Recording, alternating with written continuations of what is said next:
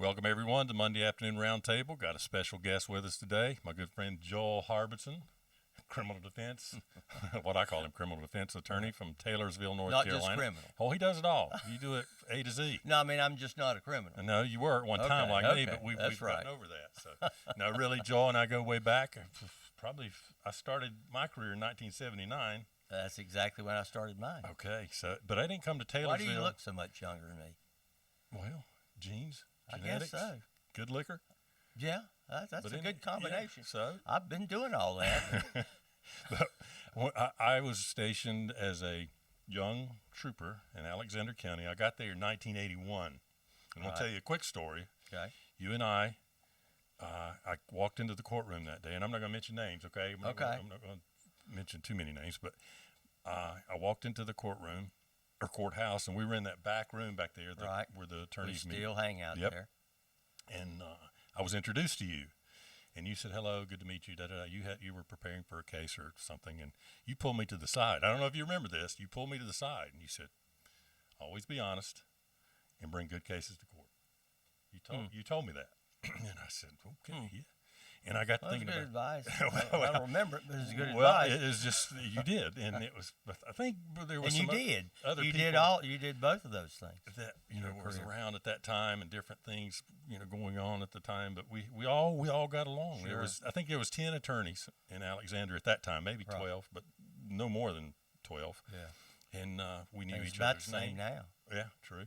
Right. And we played basketball together. Sure. We went to we partied together. We worked hard together. We fought against each other in court, but we always left.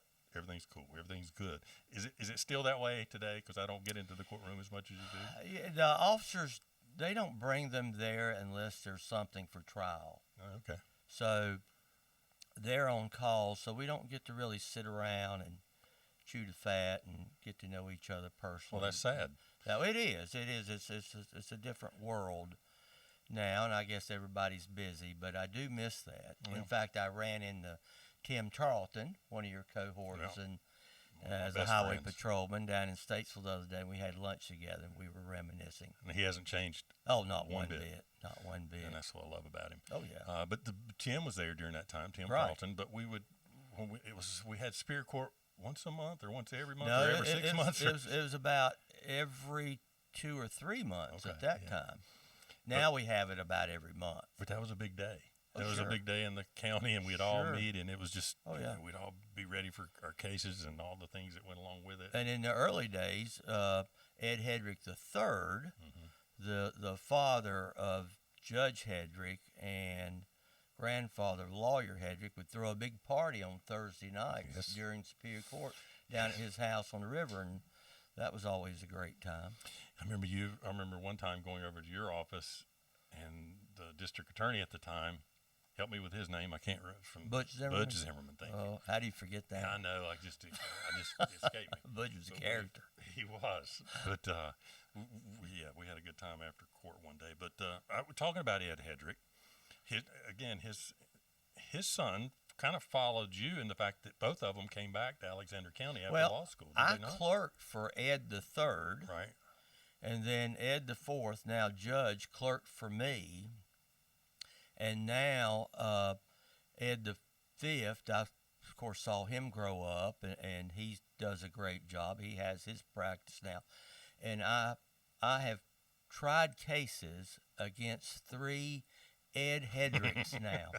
That's funny. Now, how many people can say you tried cases of 3 generations in the same family, same name? The 3, 4, and 5. The 5th called me a while back on a murder case, and he and I were working that case together. And when I sat in, I'd never met him before. I'd heard of him through you and other people, and I knew his dad. But when he walked in, I said, you're a Hedrick for sure. But he's a lot alike. He's following along right on those footsteps. Oh, and he does a great job too. All 3 were exceptionally good in their own way. Yeah, well, that's good. So I'm tickled to have what we call Eddie V. Well, back there. I just like seeing generations follow one another, especially in the same profession. As that's kind of what we did. Our dad was in law enforcement. Right. We followed that career path, and that's really all we've ever known. Right. And my father's a preacher. I know, that's right. So I didn't follow that career path. You're a smart man. The article that I was reading about you the other day in the was it lawyer not lawyers Weekly, It's Lawyer- NC Lawyers, NC Lawyers, okay. magazine, I Right. think is what they call it. and they were talking about you and your growing up in Alexander County and you coming back home Right. and you comparing Taylorsville with the TV show Andy Griffin, the Mayberry Right. town, Oh, sure. I mean, and it is. and I said we're more Mayberry than Mount Airy, who is the I think hometown so. of Andy Griffith, and I enjoy that type of practice. Right. Going in and generally everybody that you see. That's not really cut out for everybody, but it is for me. No, and it's the sheriff in the county, Sure. especially when you go way back, and Sheriff Beber. Sure. And he was Andy Griffin if there ever was Oh, one, sure. for sure. Oh, There would no be doubt. times, Joel, that I would go into court, and Sheriff Beber would come in and say, he'd motion me over to the Right. side, and he'd say, "This is a good man right here. Yeah. This is a good woman right here." Tommy and I'd say, Beber. "I got it. I got Tommy Bever. He's followed by Ray Warren, Hayden Bentley, Chris Bowman, all it." And they were all exceptionally great people. They Probably all, the Mount Rushmore right. of sheriffs in our True. county. And the elections, they change us in some ways. Sure. And after time, it's time to retire and move on. And I Right. think Chris understands that, and he's going to move on. To And the I next think step. Chad Pennell will do a very I good think he will, job too. as sheriff. I He think he certainly has I'm looking forward to him experience, being and the he's a sheriff. good quality person. And I've always supported Chris, and he's always one Right. of my dear friends. And Me too. and he loved the job. Sure. And that's all he's ever done for sure as well. So, you and I both were in the political spectrum at one time.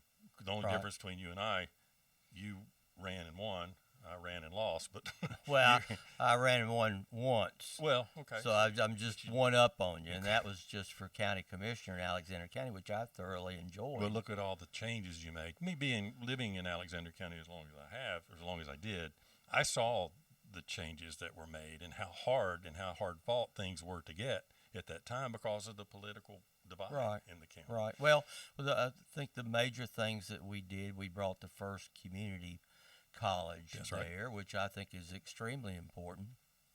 Ironically, my son is an associate professor teaching there I now, heard that. 25 years later, I know. teaching English composition to local people and students. So I'm tickled about that. And we brought the state prison that really, we caught a lot of grief about that, but it brought 500 to 800 jobs, and it has more than paid for itself by the water and sewer fees of the county and town. Times so 10. it just each year it pays for itself once again. So of course nobody likes to locate a prison there, but But look what it's done for that county, and look where we were, and how we weren't starved as far as Right. economic. And the we just economic weren't end of it. diversified We in weren't. any way. But I remember being in Raleigh with the patrol at that time and being called to the General Assembly. That was one of my jobs. I was Right. liaison. And I had to go over, and the prison issue was brought up. And I don't Right. recall exactly what part the patrol was playing in that, but I remember it was Alexander County. It was down between two counties. It was, and I forget the other county, but It was somewhere down east, if I'm not right. mistaken. You're right. But we lost the first round, did we not? We did, and so we put extra effort into lobbying. I went to Raleigh several times to do that. And it paid off. It did.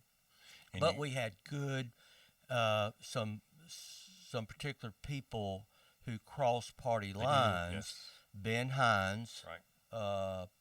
was the registered deeds at that time, a Republican, and just as good a public servant as you could Mhm. have. And I miss Ben. He would I do always too. go out of his way to, well, not just me, to anyone It- in the county. correct. He would always come and speak to you when he was the clerk or registered deed, excuse Right. me. And he was a gentleman. His son-in-law, Stan Fromberger. Oh, yeah, was a married highway Amy. patrolman. Yes. Right. And I trained Stan back in the day, and I saw Stan a while back. You and begat Stan, I think, Yeah. as the Bible would put it. He's a good guy. I just love him to death. Anyhow. Good officer, too. All right, let's talk just a minute about the relationship we have, the professional relationship, working as a criminal defense attorney and a private investigator. I think there's a good relationship there, but a lot of attorneys don't use private investigators. I've never understood that. Especially those that are Right. working murder cases and high profile cases, Right. capital cases. Even they automatically probably get one, but it's just Well, I a see lot them of missing the those boat. attorneys lose by not doing so. They do. In They my don't put opinion. 100% effort. Not saying they're bad attorneys, Joel. I'm not saying that, Right. but I see it. I see the difference in preparing for a case, doing your homework, your due diligence, and everything that goes into working a. Well, I'm not an investigator, and so when I get a case of that magnitude and complicity that I need a detective on, such as yourself, and you're the first one I call. Good. I'm trained in law. I'm trained in legal strategy. I put it together in terms of how to approach a jury in terms of law and evidence. Well, it's the facts that matter in any case, particularly criminal. I tell people that criminal law is probably the easiest area of law for somebody to practice because it comes down to the facts and common sense. And there are times that they're not obvious, that there has to be some digging into the background, some people that you have to speak to or uncover things, and that's just not what I'm trained to do. Right. But that's what you're trained to do in your background as a law enforcement officer, and now you're training as a private detective to find those things. So if the first thing that I do when I'm assigned or hired in some type of murder case or something of that magnitude is I will seek funds to get a private detective. Now, one thing that I think private attorneys are not aware is that even if you have a privately retained client, not a court-appointed client, you can still ask the court for funds for an investigator. Right. And I think too many attorneys are under the impression it has to be a person who's declared an indigent, it's an appointed case, therefore I need some assistance. But you can do it in a private case. So that's where I bring you on board, and what you do is you go out, and I may give you some direction as to what I'm looking for, but I pretty much leave it to you to say that, I'll give you an overview, and I'll give you a copy of the documents and the filings and so forth, and say, this is sort of what I think we need to look at, but then you'll go out and do what you do. Right. And what I like about working with you, you give me good direction as far as we meet regularly. We don't Right. meet every other week, but we Sure. meet regularly and we talk about the case. Where are we with this and that? And then when I leave, I know exactly what I need to do and what you need to. Right, and then you bring it back to me, and then I can incorporate that into what my strategy is in that particular, again, criminal case. Now, I also do domestic cases. Right. And there's a need in those cases for a private detective because you may have a situation where somebody's running around, and of course that's a very difficult thing to do. I'm probably not going to get in my car on a Friday night about 2 a.m. and try to follow somebody at a local bar in downtown Statesville. That's not my job. I wouldn't know how to do that, and I might stand out like a sore thumb. Yeah, so Where do I you sometimes. know how to blend in. Yeah. You know how to do it, and I've been surprised at some of the great evidence you were able to get by following people and documenting what they're doing and so forth. In domestic cases, and I think you'll agree with me, they're ugly in the sense that no one wins. Right. But there is a winner, and you Right. got to have a winner, and you hope your client's the winner. You hope your client can come out and continue to live their life, And especially when children are involved. you're getting at the truth, what we talked about earlier. That's the purpose of cases. Justice is the truth. And if somebody's running around and you can document it, then that's going to affect issues of custody or issues of spousal support, something of that nature that's very crucial not only for your client but for your client's children. True. To Future. have that. Education. Sure. And one thing that we do within our companies from an investigative standpoint, people, they say, well, why do you go out at 3 o'clock in the morning and you go through his or her garbage, or why do you follow them to these locations after they work? And because we're building that case, and when I can see where, say I'm representing the female, and she's saying her husband has no money, he's desolate, he's barely making ends meet, but yet he can spend $300 on a bar tab, or he can spend $200 on a gift for his girlfriend, and we can prove that through his discarded trash on the side of the road. And that again has nothing to do with being legally trained. I mean, that's a common sense thing. The best advice I ever got was when I started practicing. Threw up a shingle and said if people came in, I made money. If they didn't come in, I had a lot of leisure time, and I could go either way with it at 25 and unmarried. But I would ask these experienced attorneys just to give me some advice. I mean, you can't learn unless you're coachable. Mm-hmm. And so John Hall, the well-known trial lawyer years ago in Wilkesboro, told me, he said, son, you've spent the last 3 years of your life learning how to think like a lawyer. Forget all that and get back to thinking like a person. And that's what we're doing in these cases.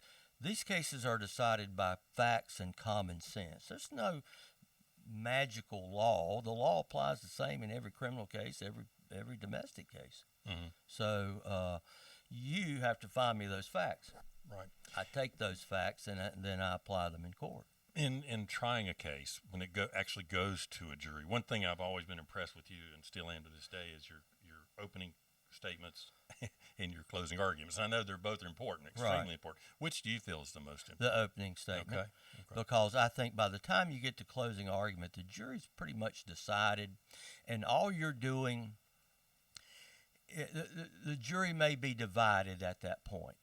What you're doing is giving ammunition to those who are leaning your way to when they go back in the jury chambers or jury room, give them ammunition that if somebody brings up an argument, then they can remember something I said. Mm-hmm. The opening statement is that you've got a blank canvas, and you want to give them something to look for, and you tell it in terms of a story, just as they were watching television, and you'll get their attention that particular way. And then, as the evidence comes in, they'll go, aha, he was right. This is what he said that was going to come out, and it did in fact come out. Now, what you got to be careful of is not over-promising what the evidence is going to show. So if there's any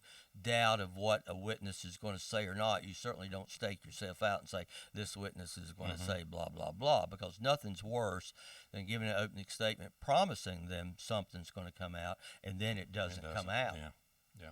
So the opening statement, I would say, is just extremely important. And you'd be surprised the number of trial lawyers who don't use opening statements. I see it all the time. They just don't. And you've got that jury wanting to hear something. Give me something to look at during the trial. They're just if you don't do it, they're just guessing during the trial. I wonder if this is important. I wonder if that's important. So you've got to do an opening statement. One thing that you and I did at one of the cases, and I want to talk about it in just a minute, but it was a murder case, and we used, I wouldn't call it jury science, but we did backgrounds. We knew who our jurors were. I'd call it common sense. Yes, but we looked at our jurors more so than just, okay, that's juror number one, that's juror number two. Right. We looked at the entire pool, and we had our selected jurors that we'd really like to have, those that we could Right. work with them, and then, God almighty, those we didn't want at all. Right, exactly. And so, but we were able to. And we'd look at, we'd have Facebook pulled up. We had everything we could find. They're political. Right there as I'm asking religious. questions. And Facebook will tell you a whole lot about a person.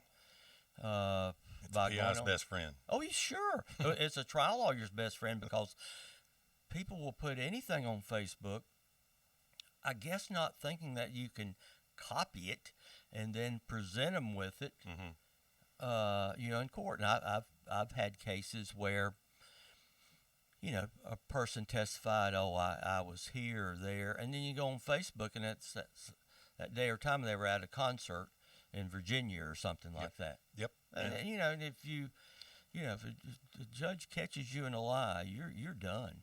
Exactly. It should be. Absolutely. But I think it's important to know your jurors and to be able to pick the best juror that you can for your client, and you do that. And a lot of attorneys I work with do that. And I'll say this. Over the years, and I've done this 43, 44 years, the one juror that I'm looking for is a woman. Why? Because women, maybe some stereotyping here, but I found this to be the case. They are attentive. They want to hear what's going on, and that's what you want if you're arguing a criminal case. You want somebody who's going to listen. They generally have an open mind and don't come in with a predetermined set of values or something. And I just find women to be much better jurors. Mm-hmm. So as a default between a man and a woman, I'm going to pick the woman. Mm-hmm. And you only have and men so don't many. generally like me. Women, jury's out on that. They all love you, Joe. And I want to go to the case that I was talking about, and we're going to have another episode on that in its entirety because it was so broad and we worked hard on. Well, that. I had my opening statement was 30 minutes, and I read it because the case was so complicated. You'd keep finding stuff. It had more twists and turns. Oh, it had more twists and turns, and it should be a movie. It should be, and I think it's one of those that you said that'll be on the big screen someday. Right. However, it was the Pack case that we worked. Right. Eddie Pack. It was in Wilkes County. Wilkes County, which is correct. A different kind of place, and it's a huge Wilkes is county. a different world. It is. Always has been. Right, and they're kind of on their own there, and home cooking means a lot. It does in Wilkes County, and the law enforcement there, and the prosecutor's office, and there was a lot of dynamics, a lot of moving parts in that case, and the more we worked it, the more our eyes were open. Our guy's not guilty, how many cases do you go into? And we talked about that one day on one of our podcasts. A lot of our clients are guilty, unfortunately, and they end up being pleased. Right, and we can do the best we can do for the client. Right. This case, you and I and your entire staff, we knew in our heart, in our mind, that man was not guilty of what he was charged with. And I'll say this: I have never tried a jury trial that I didn't think my person was not guilty by either the law or the evidence.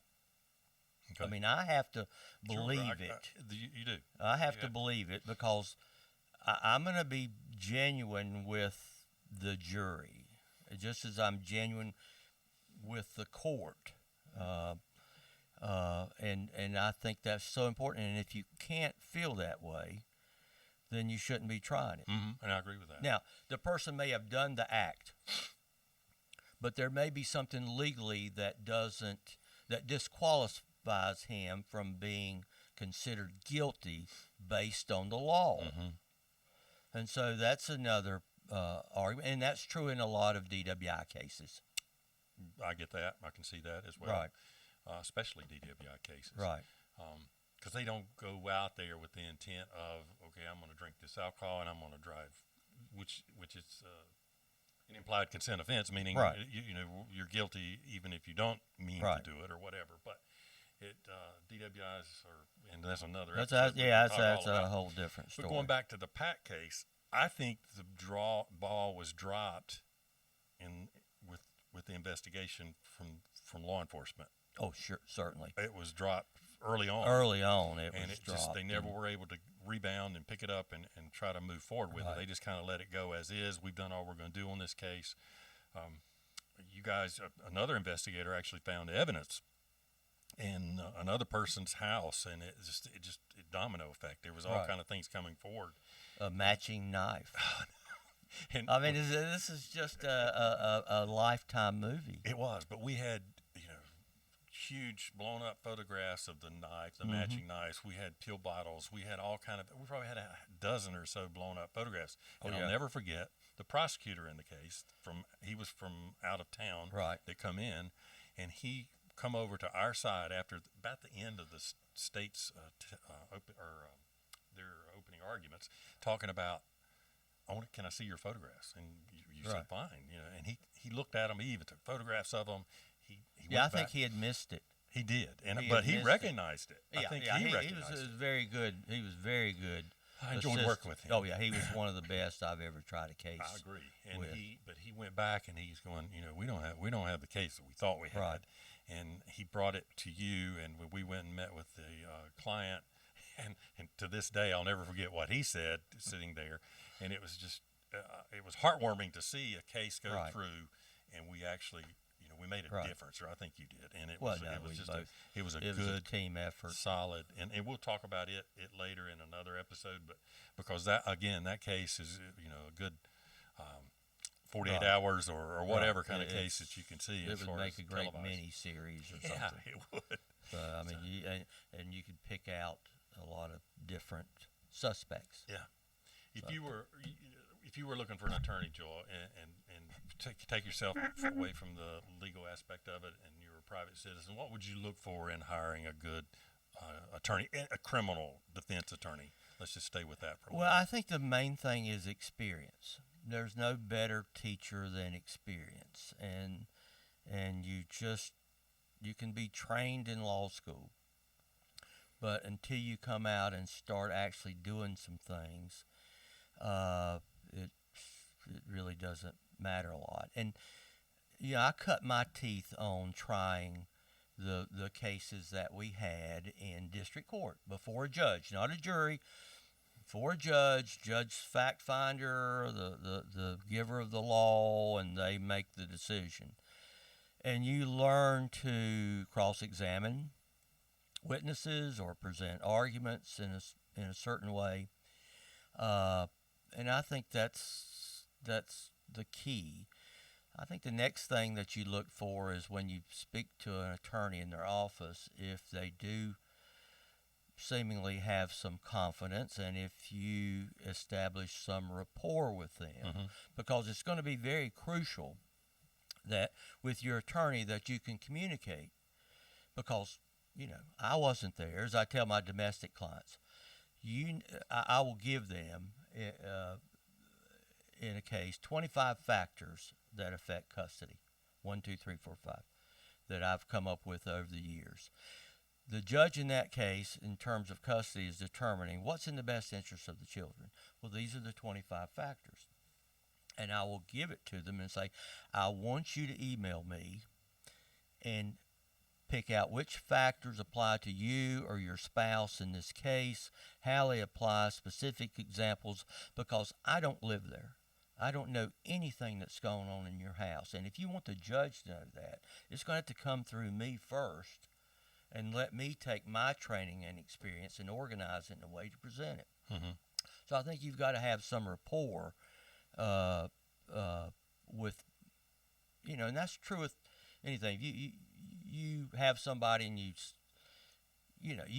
usually you can meet somebody within a couple minutes. You say, I just don't like that person, Right. or you just don't have any chemistry. And I think you've got to have some chemistry between you in order to do that. I agree. And speaking of chemistry, let's talk about your law partner just a minute, Karen Britsky. She does mainly civil work. She does Social Security disability. She does estates, things of that nature. Does a good job. Oh, I might excellent. add. And her son's Son is Zach Brixey. Zach. He's a pitcher for the Washington Nationals. He's now in AAA. he is. And of course, he grew up there in Tazewell and was just rated by Baseball Analytics of having one of the best fastballs in all of all professional pitchers. So he's got a good future. We'd like to see him move up maybe He's next going to. year. And You he's know he just will. 23. Yeah. But he's 6'3", 230, throws the ball high 90s, great curved ball, and just a good kid. He is a good kid. Down-to-earth He is. person. One of us growing up around this area of the state. There must be something in the water up there. We got Madison Bumgarner, of course, and he's Exactly. towards the end of his career, as young as he is. And then we got Oh, he's done well. It's Zach. just And I'm looking forward to his career Right. and him coming up in the ranks and making it in the big leagues. So I know we'll all go to a game. We're going. Yeah. So we'll go through. I told him, I said, the only thing I want out of you, Zach, is that I want to go in the locker room. Yeah, that'd be fun. So And to watch the Nationals, that's a nice Yeah, stadium. It's, right. it's first class. Right. That would be fun. We're tickled for Zach. Yeah, I'm excited. And about as soon as he makes it, I'll put him on a billboard for my law firm. I've told him that. Now, that's good. Do you have any other attorneys in your firm? You did for a while. I don't now. I have a great staff. You do. I think you're only as good as people you surround yourself with. And I've hired great paralegals, and we've hired Danny Dyson, the former Clerk of court, to assist Karen in her estates. And that's going to be a good fit. It is. It's a very good fit. Danny's a great person, and he does a great job. So we're tickled to have him. I went in the other day to pick up some discovery, and Danny was sitting there. It was good to see him, because he did a great job working there in the clerk's office, working his way up through the ranks and all that. So. I want to talk just a minute from a personal standpoint about your two sons, Justin and Jared. Mm-hmm. Justin, you said, is working for the community college system now. He's with the Catawba Valley Community College. He's associate professor of English and English composition, mainly stationed at the community college in Taylorsville. Wow. He was writing a novel the last. Well, he's always been. He's a writer on the side. He's got several things that possibly be published in the future, and he's just I'm so very proud of him. Yeah, he's a good kid. Oh, he's he very is. intelligent, and Oh, I yeah, always good like being down to around him. earth. I always learn something when I'm with him or He's around good, him. good guy. And one of his novels, I think, is going to be focused on not necessarily his life, but what went on in his life as far as the area where he grew up and the people and the demographics. Well, I think you draw your characters, if you're a writer, on people that you know, just like Thomas Wolfe did in Asheville with Look Homeward Angel. He did a lot of the characters. His family had a boarding house, so he met a lot of different people. So he would base his characters on people he actually knew. Yeah. So I think Justin has that. I think he's got good knowledge of people. He does, and I've always enjoyed being around him. Now, let's talk about your other son, Jared. Mm-hmm. Jared, great kid. He suffers from autism. He is. He's autistic. He's 35 years old. He needs somebody with him 24/7. My ex-wife, his mother, and I share him on a week-to-week basis, and he's just a good person. He is. He's always full of energy, but let's talk about the autism spectrum just for a minute. And one thing in law enforcement what I tried to do in my career is help people, other law enforcement agencies, other law enforcement officers recognize autism and how important it is to understand those people that are on the spectrum and what to look for, and those people in the criminal justice system where it may have failed them years ago, where now I think more and more recognize that fact that an individual may come in suffering from autism or have autism. And everybody who has a special needs child, or particularly autism, can be sure to sign up with 911 to let them know. They can make a note that an autistic person lives there. So they may be resistant to somebody coming in. They may not communicate with that person. And that may be mistaken by law enforcement officers or with somebody who's just not cooperative or is a threat. Mm-hmm. And so, at least do that. Well, even the same thing in stopping vehicles with an individual in the car, of course, as a passenger, and a law enforcement officer may have to stop that car for a traffic violation or whatever it may be. And that individual with the lights, the stimulation of the siren, all the things that are happening, it's going to cause a reaction. Jarrett's going to freak out under those circumstances. So, I mean, and then you just don't want law enforcement to be misled and overreact to something that he's not really a threat, but he is acting very different than most people would under those circumstances. But I appreciate you.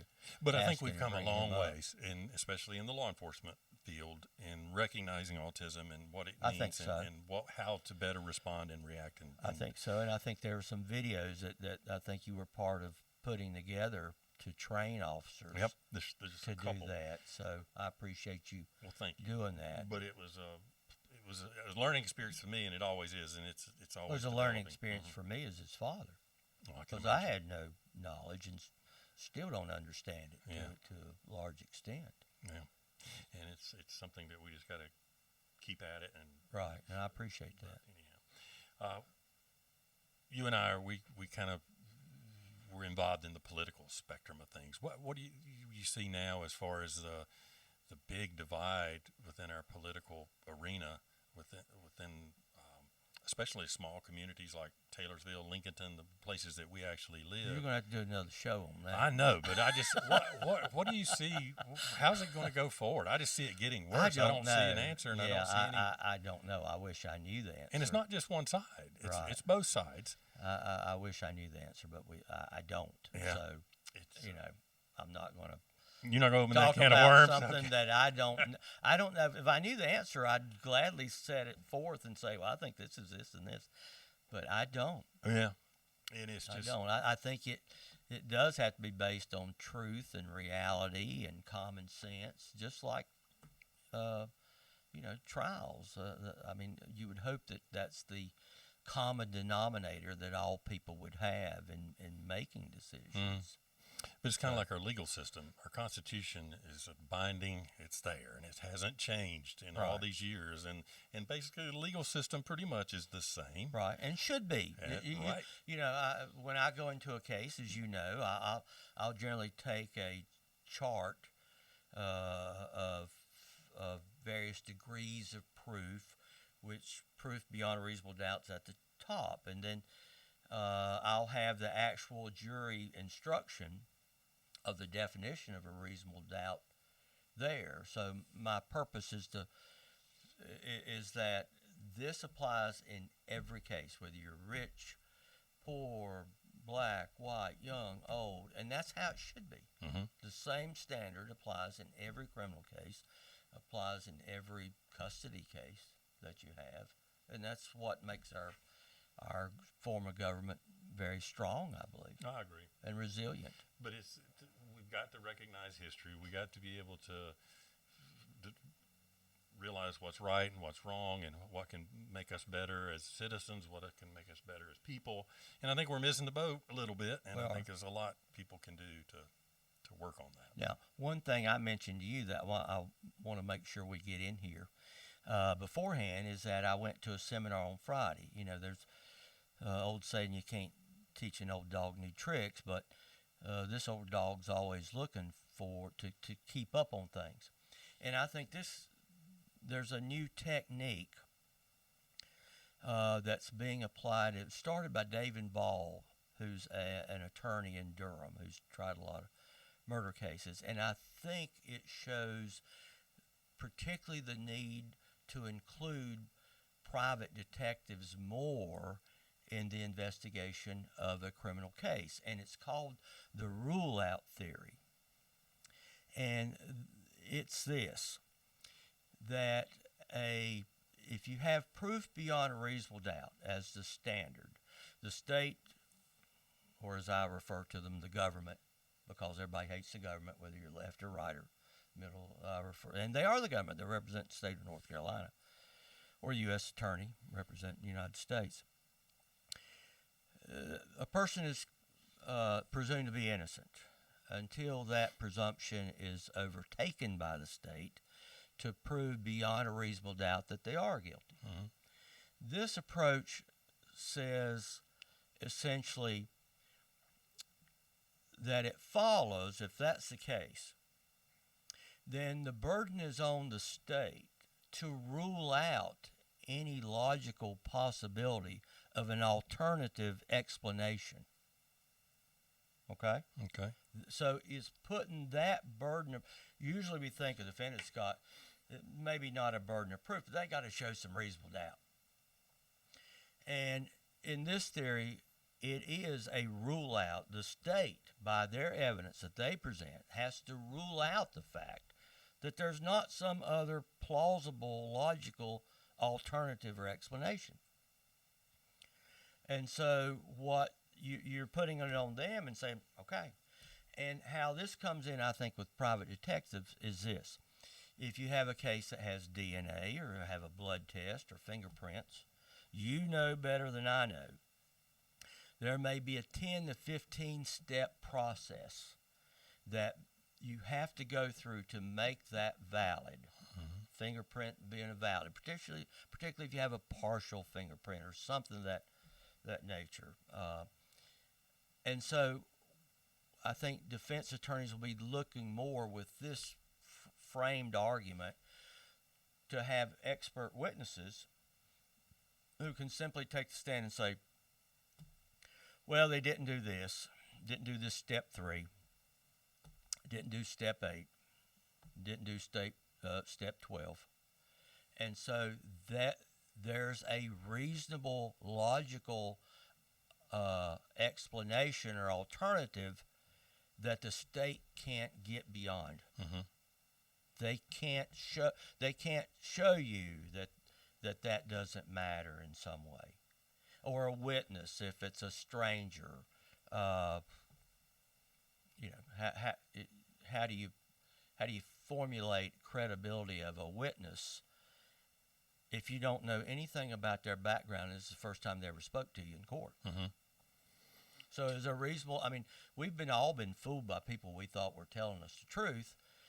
Well, they look like they're telling the truth. It sounds like they're telling the truth, but we find out later we're just liars, in our personal life as well as in court. So I think those things to show that, or a lineup, how so many things have to take place to make that a valid lineup, that based on scientific reliability, it's no longer reliable. So there's a logical, reasonable alternative, a reasonable doubt that the state hasn't explained to you. So it's a different approach. Don't you see that as being a different?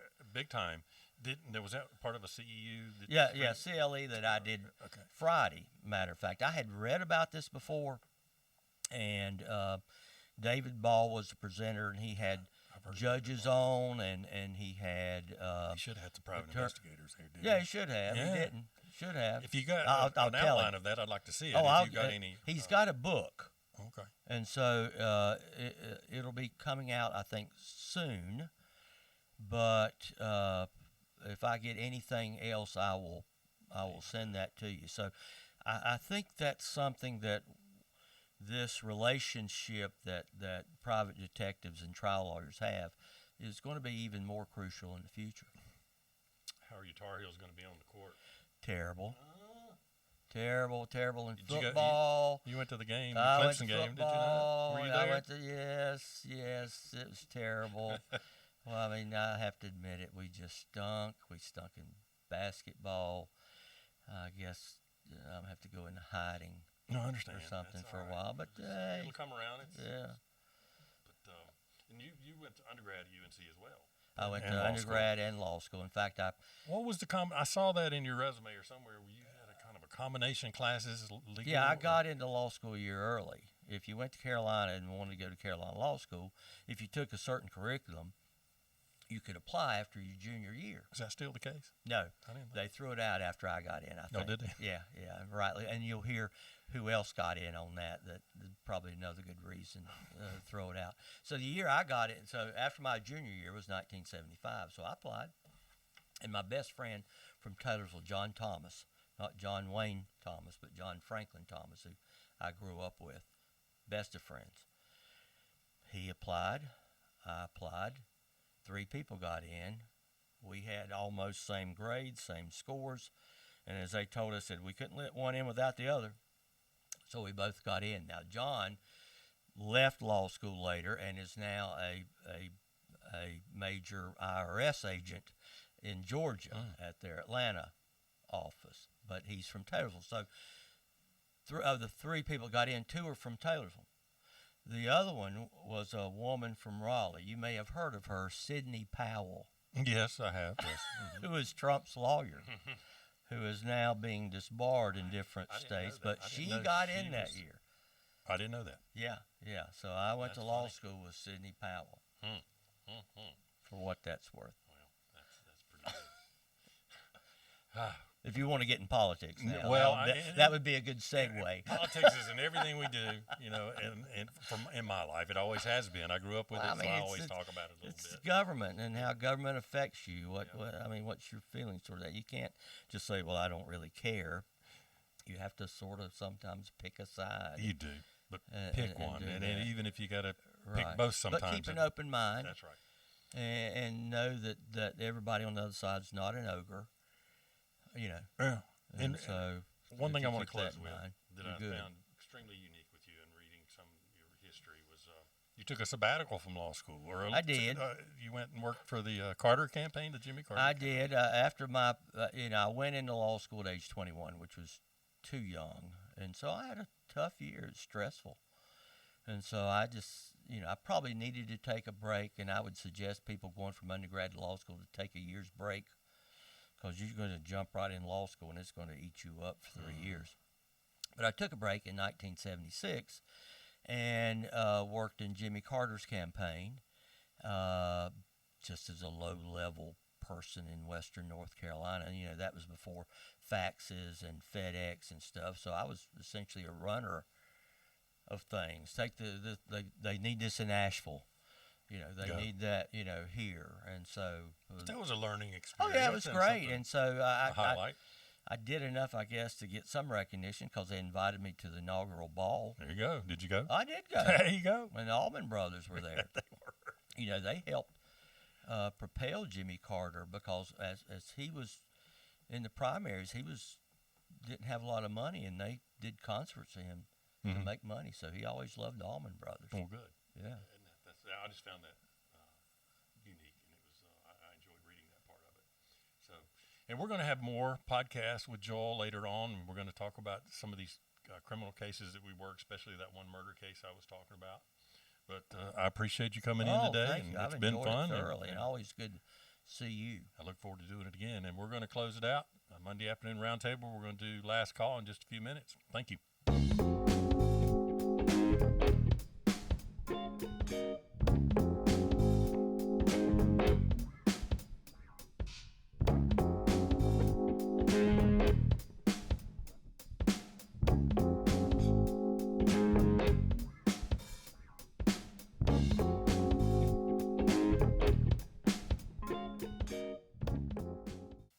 Welcome back, everyone. Last call, Monday afternoon roundtable. Got my guest Joel Harbinson with me today. We got Mark and Tim.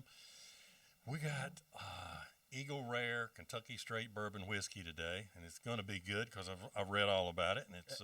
And let me say this Go ahead. to begin, and that is that I'm on secured leave this week and don't have court, and so the drinking is acceptable this week. Usually on Monday mornings I have district court, so I can't it's do not that. 12 o'clock yet, but No, we're gonna- it's 11 o'clock. It's a little late, but the whole day ain't shot. It's going to get better. I promise. Tell you a little bit about this Eagle We Rare. normally don't say the times. It's Monday afternoon. Yeah. It's Monday afternoon. Well, we can make it go into Monday afternoon. And you get the Monday after. Yeah. Okay. Yeah, so I'm good. Okay.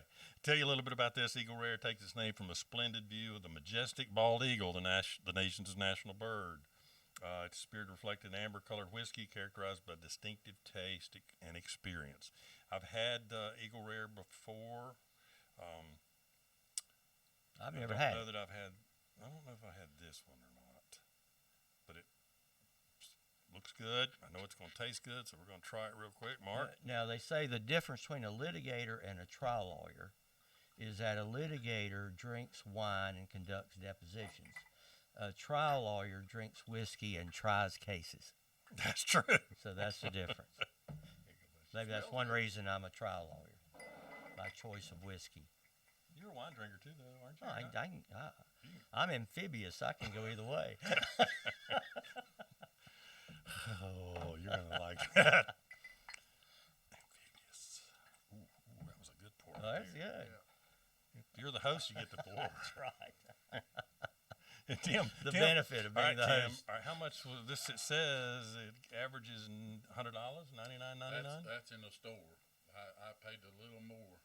I think that was $150 to $200 I had to Oh pay. man, Well, it's got to be good, right? I feel privileged. All right, cheers. Let's try it. Cheers. Good color. Good smell. There you go. Cheers. Oh yes, that's a good Real smooth. smooth whiskey. It's a Yeah, warm going down. It is. It's got. It's good, warm. It's got a good little. it's bite. cold That's good. outside. I see it's aged 10 years. And you and I are aged what combined? Yeah, We're, I'm aged 68 years, To buy that. but I'm not I'm this thinking smooth. maybe the 15-year bottle. You're looking around $1,000 to $1,500. wow. That's a 10-year bottle. But Man, it's good. It's got different kind of cocktails you can make, mixing it with different vermouth and Water. lemon, water. And somebody asked me one time, what do you put? What do you mix with Crown Royal? I was at a bar the other day, and I said, ice. Ice. And this is one of those too. You don't want to mess this up because it's so No, smooth and it's good. and it's not something you just Did the podcast hammer go well? down. We had a good podcast. I think we talked about a lot of things, and I'm gonna bring Joel back if he's kind enough to come back. I love And it. we Especially you have something like this I know. afterwards. Did you speak any of your high school football career? No, We he didn't forgot. ask me anything We about forgot. that. But let's all right, Where he's famous Joel. at. Joel. Famous for a lot of it. He's famous for He is no shit.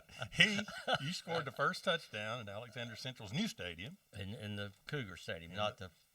We played the year before, but not in the stadium. Okay. So I didn't score the first Where touchdown. where'd you play The before? old Taylorsville High The School. old high school. Okay. Right. And then you had the winning extra point Winning for field goal. for the championship. Right. In our first year of Alexander Central. And that was with Against Marion. at Marion or At Marion. So we won 9-6. I kicked one at the end of the third quarter. Barely made it over from 25 yards. I got it went But through though, but right? it counted. It counted. Now But- the extra point you tried to kick was blocked. Yeah, right. Previous. So I was a junior that year. I'd never even attempted a field goal in my life. I mean, not in practice. 1970, 71 in football, you didn't kick field goals in ran them high in. school. No, Yeah, we you didn't just either. didn't. We didn't you have know, anybody that didn't could do kick. that, We didn't but- have soccer. It was not the No, big it's not popular soccer sport. style. It was straight on what we call Lou Groza style of. I had a square kicking toe. There you go. That I did thought that. that was cheating, but And then we won it. And then I played my senior year. Never attempted another one. did you not? Never. So I'm 1 for 1 career. But you made all conference in football, baseball, basketball too, or just No. baseball? I went out for basketball, but they already had one. Was there? Okay.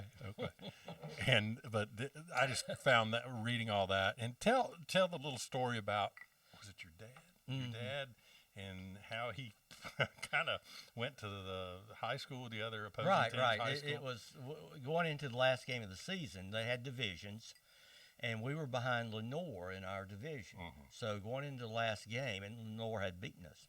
So going in their last game, they had to lose, and we had to win to get in the division. So they were playing Valdez, and Valdez is always a good-spirited crew, but they didn't have many players.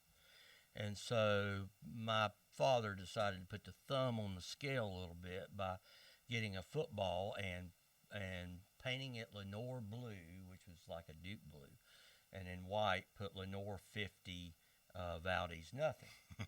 He puts it in a box, put a Lenore home address on the box, It's not true. drives up the Monday morning before their game to Valdez High School, sits in his car, waits till somebody's going in. He says, young man, do you go to school here? And he says, yes. He said, well, I'm from Lenore. How about giving this box to your football coach? The guy said, yes. So they open the box. They just go crazy. They have a pep rally around it. Before the game, they're kicking the ball. And so we played Morganton that night, and we at home, and we were favored, and we beat them. But in the last couple minutes of the game, the announcer announced that we got news from Valdez. Valdez has upset Lenore. and we're in the playoffs. And I look in the stands, and there's my father, 58 years old, sort of round like me. And I'm thinking, this 58-year-old preacher affected the outcome of a football game. So when you think, oh, man, there's nothing I can do about that. There's nothing I can, to change this. Think back to my dad, Clyde Harbinson. He affected that, and that got us in the championship, gave me the opportunity to kick the field goal, and Alexander Central winning it their first season ever. Wow. So Congratulations. That was big. Don't ever write off. So he might have been a much more valuable player than me because he got us there. And you're part of the Hall of Fame, the Alexander County Cougars Hall of Fame. That's big time. Well, it is. There's some pretty big time. names. Oh, yeah, I'm not, and I appreciate the privilege of doing that, of being inducted in that. But I'll have to admit that, and I'm not a very humble person, so, and everybody knows that. But I did play at a time when we had the best lineman ever to come through that county. And as a running back, that's everything. Oh, yeah, especially in a running game. You got to just have follow, it. Yeah. My strength was I followed the blocking. I knew how to follow the blocking and how to cut. So, wasn't fast. Well, you had to follow that guard, that pulling guard, or oh, that yeah. tackle that was making that hole for you. Oh, yeah, and in the annual that year, there's a picture of the line blocking from me, and I got my hand on the back of the guard. I remember seeing it. So wherever he went is where I was going to go. So I learned that early. I don't know if you're talking about linemen. Jerry Kramer of the Green Bay Packers, Sure. the Right championship guard. team, right guard, one of the best linemen's ever been. He was Mark Starr. He was that's who he was lineman for. He was one of my favorite players, my mentor when I played football, and I just always admired him. Had a chance one time. I was in Winston-Salem, the Crosby Invitation, Bing Crosby golf tournament. Right. And I was there just kind of hanging out. Met two cool people at that assignment. One was Jerry Kramer. I didn't realize who he was. It was this guy, and he was about half cocked, and he and I got to talking. It was damn Jerry Kramer. Yeah. So he had a great conversation talking about Fuzzy Zeller and On all the frozen tundra. Yes, that game. That's right, the frozen tundra. He of has Green a book, Bay. and it's pretty good book. But also that same assignment, same week, I'm sitting in our little command post, which was a damn 1971 Winnebago, basically. Right. Oh, shit, that's what it was. And I'm sitting there having a cup of coffee. I'm early. I got there early, waiting on the guys to come in. I was a sergeant. Right. This gentleman walks in. Just walks in, and I'm going, well, hello, can I help you? He said, yeah, man, I wanted to see everything. I want to see your setup here. I said, yeah, come on in, have a cup of coffee. Yeah, got a cup of coffee for him. I still don't know who this dude is, but I'm showing him around, and it wasn't much to show, but I'm showing Hank Aaron. Is that right? Hank Aaron walked in man. and sat there with me for 50 known who that was. Well, I didn't. I mean, I wasn't expecting Hank Aaron. You weren't to walk expecting in. Hank Aaron. And damn. And I didn't know he was on the. I don't think they had even had him advertised to be in there because he was so big, but it was 15 minutes just me and him. Oh, yeah. I'll see people that I don't recognize because they're not in the place that I recognize them to be in. But it was cool just to have that opportunity. Oh, yeah. That's great. We got to rate this Eagle Rare. Joel, you're our guest. Give us 1 to 10, 1 being the worst you've ever had, and 10 being the very best. I'd say this is a 9.5. I'll give this easily a 9.5. It's one of the best I've had. It ain't bad. Ever. No, it's I'm definitely going to go a 9 or better. Right. It's Marco? quality. 9? Give it a 9. I'll give it a 9.5 as well. So that's it's a high 9. That's great. It's great. Eagle Rare Kentucky Straight Bourbon Whiskey. Recommend it highly. It's gonna cost you a little bit, but it's worth it. It's worth every penny. I'm gonna go out and get some. Yeah, good deal. Joel, it's been great having you here. Thank you. And I can't wait you. to do it again. Nice Mark. to meet you. We'll Definitely have come back. Tim. we'll have fun. We got Jason behind the scenes. He's working the controls today. There you go. Our producers. He was in charge of couldn't make makeup. it. Yeah, you just the makeup. Side. Again, It's on special assignment. he is. Again, thank you so much. Monday afternoon roundtable. See you next time.